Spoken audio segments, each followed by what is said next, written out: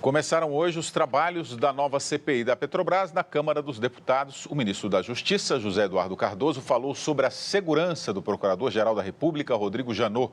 O procurador deve entregar na próxima semana a relação de políticos envolvidos no esquema de corrupção na estatal. Todavia, questionado sobre encontros com advogados de empreiteiras investigadas na Operação Lava Jato, o ministro da Justiça afirmou que agiu legalmente e se colocou à disposição do Congresso para esclarecimentos.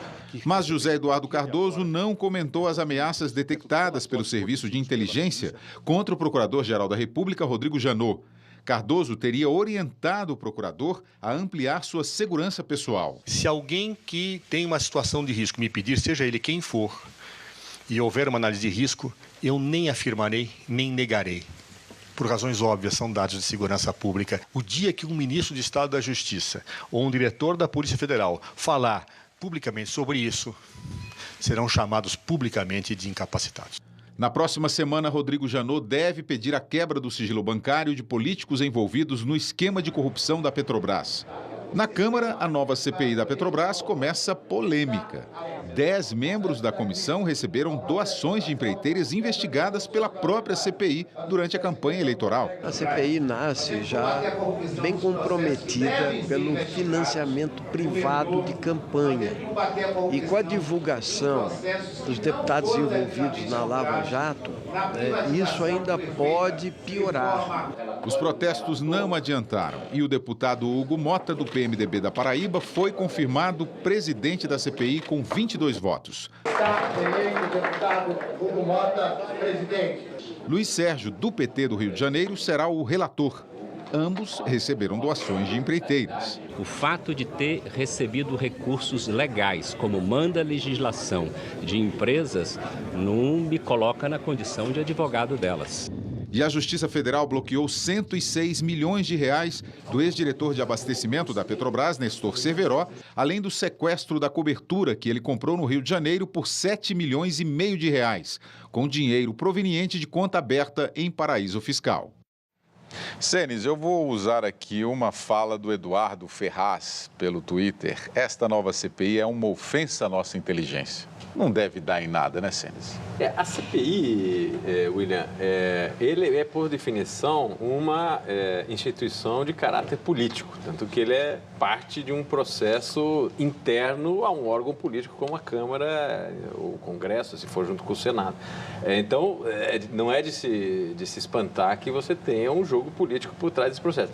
O processo da CPI é diferente dos processos judiciais, que aí sim ocorrem com uma outra lógica e teoricamente, blindado da dinâmica política. Então, se você tem partidos majoritários que controlam a Câmara e a CPI é um instrumento que a Câmara pode mobilizar, é de se esperar que isso ocorra. Então, não tem surpresa, ele pode ser contra esse tipo de mecanismo.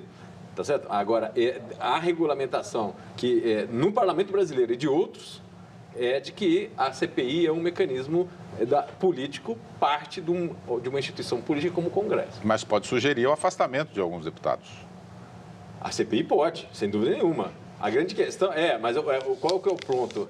A questão vai ser como que a CPI vai responder, vai reagir caso o Poder Judiciário entre com, como a gente está vendo agora, que deve ocorrer semana que vem, com uma denúncia com provas, processo judiciário em relação a 40 ou 50 deputados.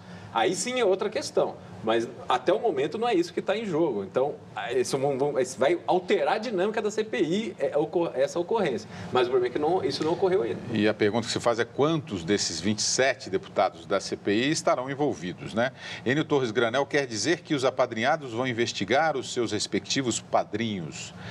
Na verdade, a grande expectativa do Brasil agora é com esses nomes do Procurador-Geral da República, de políticos envolvidos nesse esquema de corrupção da Petrobras, né, Arline?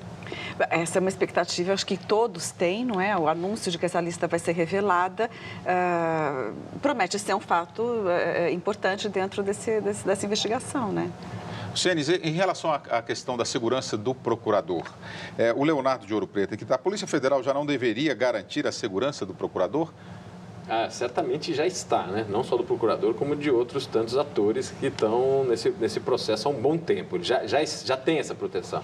O que está sendo mencionado é que essa proteção tem que ser ampliada, tá certo? E no caso não só do procurador, mas talvez de algumas outras peças fundamentais desse processo.